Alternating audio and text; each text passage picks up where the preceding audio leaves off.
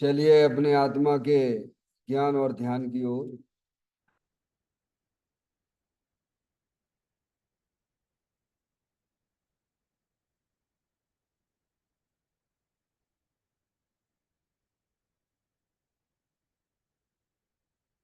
अपने चंचल मन को एवं चंचल उपयोग को स्थिर करने के लिए जिनवाणी माता के माध्यम से अपनी वर्तमान ज्ञान की पर्याय में सम्यक भी ज्ञान उत्पन्न करते हुए शरीर शरीर से संबंधित जितने भी चेतन अचेतन पदार्थ हैं उनका मुझ भगवान आत्मा के साथ में किसी भी प्रकार का कोई संबंध नहीं है।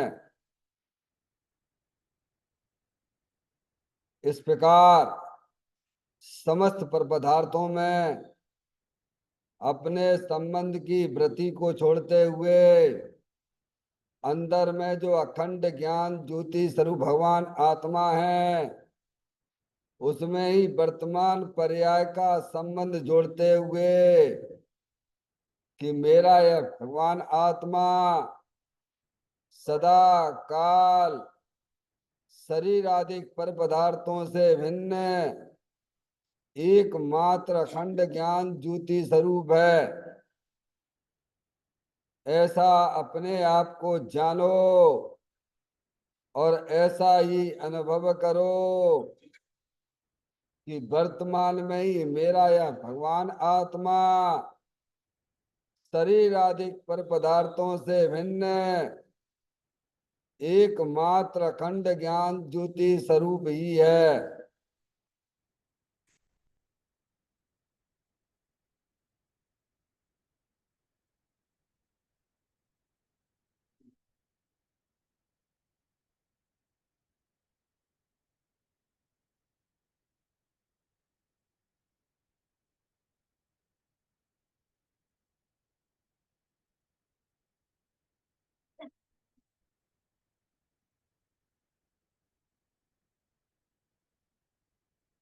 इसी प्रकार से संसार अवस्था में आत्मा की पर्याय में जो विभिन्न प्रकार के पुण्य पाप के परिणाम दिखाई देते हैं वे समस्त परिणाम पर द्रव्यों की लक्ष्य से होने वाले भाव हैं।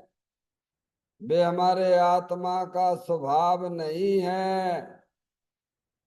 ऐसे समस्त रागादिक परिणामों में एकत्व बुद्धि, ममत्व बुद्धि, कर्तृत्व बुद्धि, भोक्तृत्व बुद्धि तथा उन रागादिक परिणामों की ज्ञाता बुद्धि को भी छोड़ते हुए अंदर में जो अखंड ज्ञान ज्योति स्वरूप भगवान आत्मा है जो कि सदा काल शरीर रागादिक से भिन्न एकमात्र पूर्ण निराकुलता स्वरूप वाला है। ऐसा अपने आप को जानो और ऐसा ही अनुभव करो कि वर्तमान में ही मेरा यह भगवान आत्मा शरीर रागादिक से भिन्न एकमात्र वीतराग आनंद मूर्ति स्वरूप है।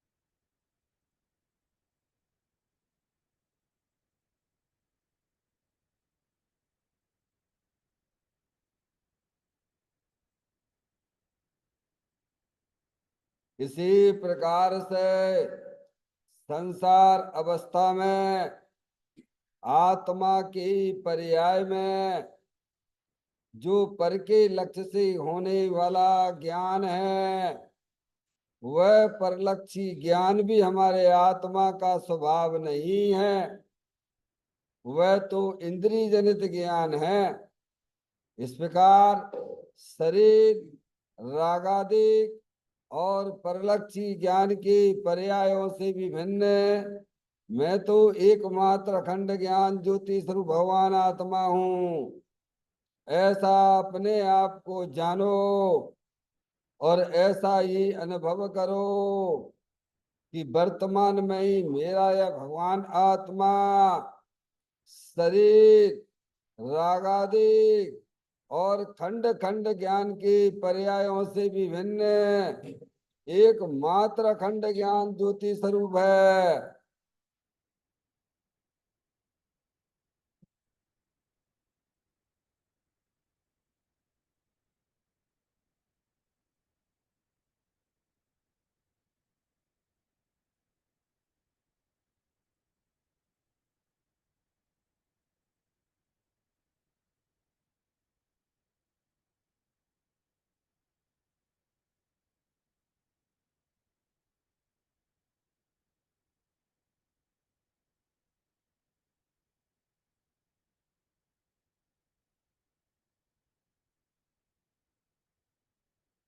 द्रव कर्म भाव कर्म नो कर्म रहित शुद्धात्म स्वरूपो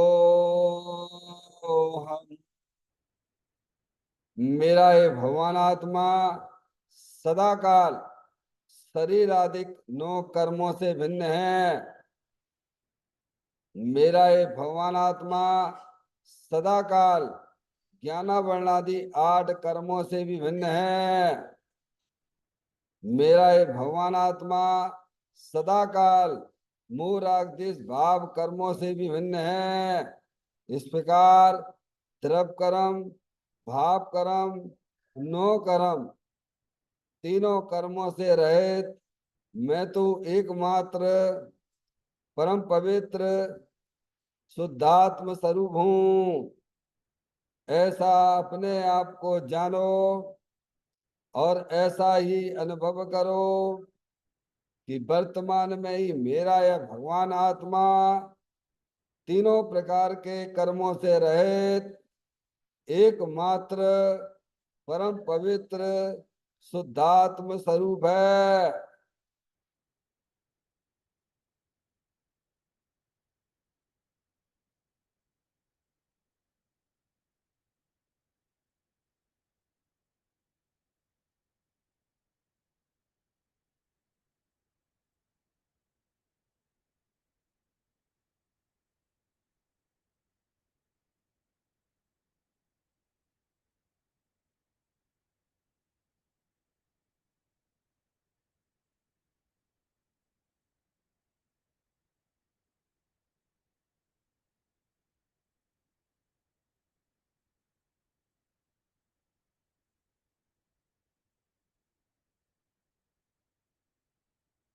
ओम नमः सिद्धेभ्य।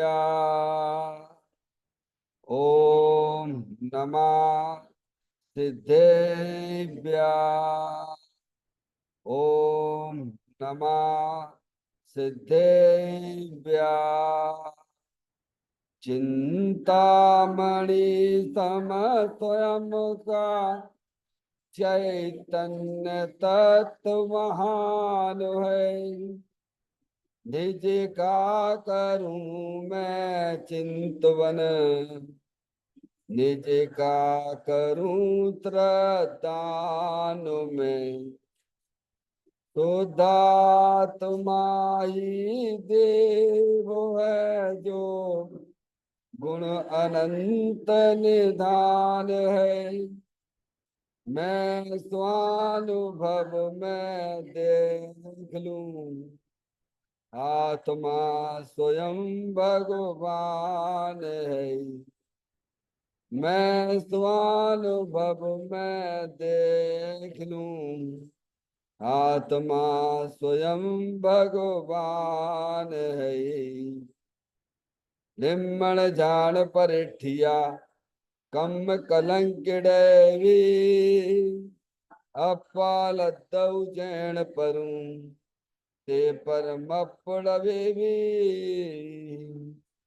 सब करम मल्लिका नाश करवर प्राप्त कर निजो आत्मा जो निर्मल ध्यान में नम कर निकल परमात्मा सब नाश कर घन गातियरे अंत पद को पालिया कर नमन उन जिन देव को यह काव्य पथ अपना लिया।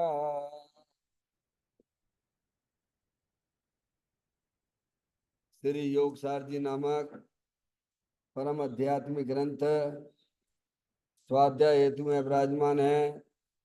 आज से 1400 वर्ष पहले इस महान पवित्र ग्रंथ की रचना दिगंबर संत योगेंद्र महाराज जी हुए हैं। उन्होंने इस महान पवित्र ग्रंथ की रचना की और उन्होंने इस ग्रंथ का नाम योग सार जी रखा। योग सार जी का सीधा सा अर्थ है मुक्ति के मार्ग में योग का मतलब जोड़ होता है।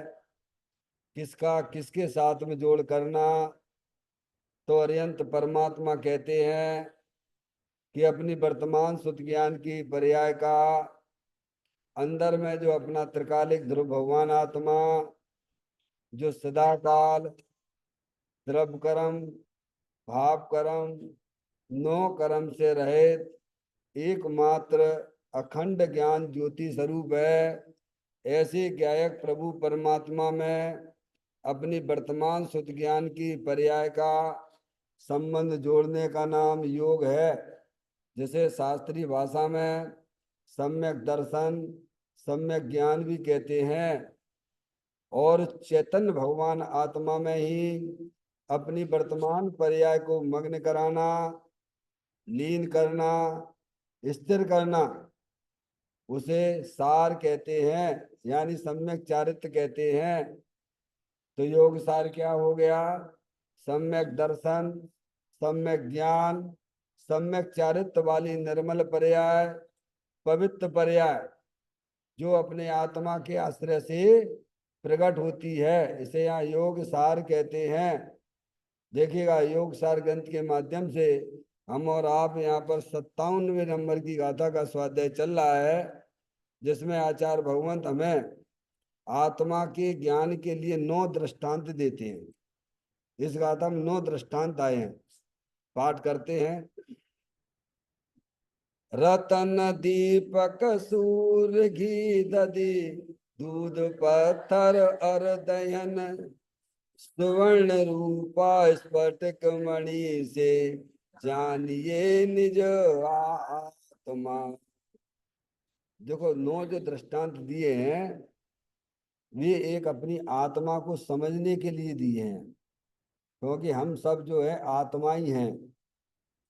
अनादिकाल से हमारे आपकी वर्तमान शुद्ध ज्ञान की पर्याय में अज्ञान दशा चली आ रही है। जो आत्म वस्तु है वो अरूपी है, वो हमारे इंद्रिय ज्ञान का विषय नहीं है। और हमें जब उसके करना है दर्शन, हमें करना है उस रूप अनुभव। क्योंकि जब तक हम अपने आप को आत्मा रूप अनुभव नहीं करेंगे तब तक हमारी 4 गति 84 लाख योनियों का परिभ्रमण मिटेगा नहीं। समझ में आए भैया? और यही वास्तव में जैन धर्म का सार है। क्या है? पर्याय में विपरीत मानता चली जाए, विपरीत ज्ञान चला जाए डॉक्टर साहब, और आप निरंतर अपने आत्मा का आनंद लेते रहो। और क्या चाहिए? अनादिकाल से हम सब अपनी चेतन भगवान आत्मा को भूले हुए हैं। अपने आप को कैसा अनुभव करते हैं? कोई अपने आप को लड़का रूप अनुभव करता है, कोई अपने आप को लड़की रूप अनुभव करता है, कोई अपने आप को तिर्यंचती कीड़ा मकोड़ा रूप अनुभव करता है। कोई अपने आप को देव गति वाला अनुभव करता है, कोई अपने आप को नार की रूप अनुभव करता है। तो भगवान कहते हुए तो शरीर के भेद हैं वे, 4 गति 84 लाख योनियां, वे तो शरीर के भेद हैं।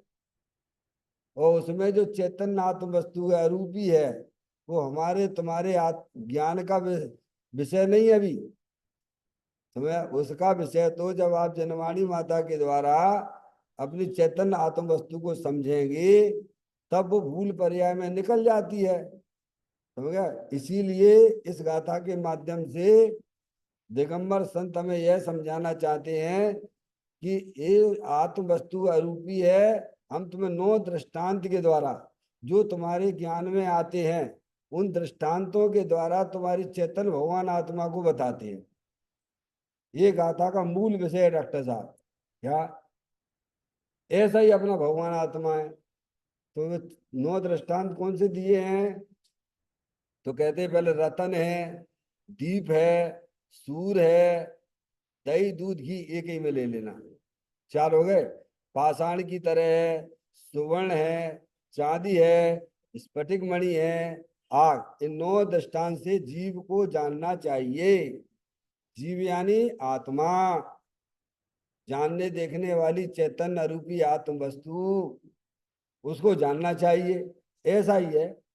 तो पहले दृष्टांत में अपन को क्या बताया था? रतन के समान है। कैसा है अपना भगवान आत्मा? जैसे रतन, रतन है नहीं, प्रकाशमय होता है ना, चमकता रहता है नहीं रतन, समझ गए आप? उसकी चमक रहती नहीं रतन की। ऐसे ही अपना भगवान आत्मा ज्ञान प्रकाश स्वरूप वाला है, ज्ञान प्रकाशमय है। कैसा है? समझ में आता है डॉक्टर साहब दृष्टांत? रतन है ना, चमकता दमकता रहता है नहीं। कैसे कैसे भी आप जो है कांच के अंदर उसमें रख दीजिए, लेकिन उसकी जो है चमक, उसको वही जौहरी पहचान सकता है। भले ही कांच और रतन में अंतर दिखाई ना दे दूर से, लेकिन जौहरी के पास जाओगे तो है, जौहरी पहचान जाएगा रतन को। समझ गए ना आप? ऐसे ही अपना भगवान आत्मा, समझ गए ना आप? ये 4 गति 84 लाख योनियों में, समझ गए? उसमें जो है जो भव्य जीव होते हुए पहचान लेते हैं। अरे भाई साहब, सारभूत वस्तु तो चेतन भगवान आत्मा है। कौन जानता है? भव्य जीव पहचान लेते हैं। ठीक है? अंदर ज्ञान प्रकाशमय स्वरूप वस्तु है, छुपाए छुपती नहीं है। ऐसा भगवान आत्मा है। समझ में आया? तो पहला दृष्टांत उन्होंने रतन का दिया, फिर दूसरा दृष्टांत उन्होंने दिया दीपक का दिया। ये जो दीपक है ना, सुपर प्रकाशक वाला है, स्वयं प्रकाश स्वरूप है, और उसके प्रकाश में दूसरे पदार्थ भी प्रकाशित होते हैं। ऐसे ही अपना भगवान आत्मा डॉक्टर साहब ऐसा ही है, दीपक के समान है, अरूपी है डॉक्टर साहब। इंद्रिय ज्ञान का विषय नहीं है। उसे तो जिनवाणी माता के द्वारा तर्क से, युक्ति से, न्याय से आप पहचानोगे तो वह पकड़ में आ जाएगा। क्या कहा? क्या? ये तो काम करना पड़ेगा ना भगवान। केवल मात्र भगवान की पूजा कर ली, भक्ति कर ली, है इधर उधर की यात्राएं कराए, तुम समझते हमारा कल्याण हो जाएगा? 3 काल में ना होगा। ये सब होते हैं, ये सब होते हैं। ज्ञानी को भी अशुभ भाव से बचने के लिए इस प्रकार के शुभ भाव बीच में आते हैं। जैसे आप घर से चल के या मंदिर में आए तो बीच में बहुत सारी चीजें मिलेंगी, पर आपका लक्ष्य क्या है? मंदिर में भगवान की पूजा करना। ऐसे ही हमारे जीवन में अशुभ भाव से बचने के लिए पूजा भी होती है, भक्ति भी होती है, स्वाध्याय भी होता है, पर लक्ष्य क्या है? अंदर चेतन भगवान आत्मा के दर्शन करना। क्योंकि उसके दर्शन आज तक आत्मा ने किए ही नहीं है। स्वाध्याय का मतलब भी यही है डॉक्टर साहब, ये होना चाहिए। फिर आप देखिए, देखो लौकिक में भी विद्यार्थी का लक्ष्य होता है। कोई भी कॉलेज में जाएगा उसका लक्ष्य होता है कि मुझे इंजीनियर बनना, मुझे डॉक्टर बनना, मुझे सीए बनना है, अथवा जो भी बनना है। समझ में आया? तो यहाँ के लक्ष्य क्यों नहीं निर्धारित करते हो? ये कुछ पर्याय में भूल चल रही है कि नहीं चल रही है? हैं? भगवान की पूजा करते हो काय के लिए करते हो? माला जपते हो काय के लिए जपते हो? क्यों भाई? स्वाध्याय करते हो काय के लिए करते हो? पारसमणि, अपनी आत्मा का परिचय करके अपने आप को आत्मा रूप अनुभव करना, ये हमारा लक्ष्य होना चाहिए। ये स्वभाव तो आते रहते हैं, इनमें कोई बहुत बड़ी बात नहीं है। समझ में आया भैया? तो कहते हैं कि अपनी जो चेतन आत्म वस्तु है, अरूपी बात वस्तु है, वह दीपक के समान है। जैसे दीपक स्वयं प्रकाशमान होते हुए पर पदार्थों को भी प्रकाशित करता रहता है, लेकिन वह दीपक कभी भी उन पदार्थ रूप परिणमित नहीं होता है। क्या दृष्टांत दिया? दीपक का दिया डॉक्टर साहब। दीपक स्वयं प्रकाशमान रहते हुए पर पदार्थों को भी प्रकाशित करते हुए, लेकिन वह दीपक उन पर पदार्थ रूप परिणमित नहीं होता, और वे पदार्थ भी उस दीपक रूप परिणमित नहीं होते। ऐसे ही अपना भगवान आत्मा सुपर प्रकाशक शक्ति हमारी कैसी है? स्वयं ज्ञान प्रकाश स्वरूप है, स्वयं को भी जानता है, पर को भी जानता है क्या, लेकिन वह उन पदार्थ रूप परिणमन नहीं होता है। देखो शरीर को भी जानता है, पर शरीर रूप परिणमन होगा डॉक्टर साहब क्या? अरे आप शरीर को जानते हो कि नहीं जानते हो? तो जानने पर क्या शरीर आत्मा रूप हो गया कि आत्मा शरीर रूप हो गया? अंदर में बहुत सारे हमारे विचार सब ऐसे शांत तक चलते रहते हैं, जिसे भगवान आश्रव तत्व कहते हैं, रागादिक परिणतियां कहते हैं, उनको भी जानता है। समझ? लेकिन ना तो यह आत्मा शरीर रूप परिणमन करता है, ना वह रागादिक रूप परिणमन करता है। वह तो सदा काल सुपर प्रकाशक शक्ति से संपन्न मंडित रहता है। कैसा है बात? इतना गजब का तत्व देखो तो भैया, आज तक हमने इसकी खबर नहीं ली, और खबर नहीं ले रहे हो तो उसका फल वर्तमान में दुख भी है, और 4 गति 84 लाख योनियों पर भ्रमण करना पड़ेगा। और ध्यान रखिए, रहेंगे तो हम तुम आत्मा ही रहेंगे। अब अपन को ये निर्णय लेना है कि हमें इस दुनिया में रहना पक्का है, लोकाकाश के पदार्थ है, तो हमें समझदार बन के रहना है कि बेवकूफ बन के रहना है? बेवकूफ बन के रहोगे, रहना तो पड़ेगा, तो वर्तमान पर्याय में दुख भी होगा, और 4 गति 84 लाख योनियों में ऐसे ही घूमते रहोगे भगवान। और अभी समझदार हो जाओ फिर डॉक्टर साहब कि मेरी चैतन्य वस्तु ऐसी है, सुपर प्रकाशक शक्ति वाली है, स्वयं स्वयं को ही जानता रहता है। कब नहीं जानता है? ऐसा ऐसा कोई भी क्षण नहीं है जिस समय आत्मा स्वयं स्वयं को नहीं जानता है, चाहे भले ही वो निगोदिया का जीव भी क्यों ना हो। लेकिन उसका लक्ष्य आत्मा ना होने के कारण से मुख्य दूसरे को कर रहा है। किसको कर रहा है? 24 घंटा देखो डॉक्टर साहब, 24 घंटा मुख्य किसको करते हैं? 24 घंटा देखिए आप, शरीर को मुख्य कर रहे हैं। काय को कर रहे हैं? तो अनुभव में फिर क्या आएगा? जो मुख्य करोगे वही अनुभव में आएगा, और आत्मा को मुख्य करो तो तुम्हें आत्मीय आनंद अनुभव में आने लगेगा, उसी का तुम्हें वेदन भी होगा। जिसको जिसकी रुचि होती है उसको वो दिखता है, जिसको जिसकी रुचि नहीं है उसे होने पर भी नहीं दिखता है। अज्ञानियों को शरीर पर पदार्थों की रुचि है, तो उसके वेदन में बस वही पदार्थ आते रहते क्या? और ज्ञानी को अपने चेतन भगवान आत्मा की रुचि है, तो शरीर रागादिक और पर पदार्थ होने पर भी वेदन अपने एक ज्ञायक स्वभाव को आता है। ये तो कला है। सम्यक ज्ञान को ज्ञानियों ने कला शब्द से उपयोग किया है। पर द्रव्यंत भिन्न आप में रुचि सम्यक तो भला है, आप रूप को जान पनो सो सम्यक ज्ञान कला है। इसमें मेहनत करो थोड़ा, है ना? क्या मेहनत करनी है? आपको कोई भजन अजन नहीं उठाने। मेहनत का मतलब क्या है? जैसा वस्तु स्वरूप है वैसा ज्ञान करो। क्या कर रहे? जैसा वस्तु स्वरूप है वैसा ज्ञान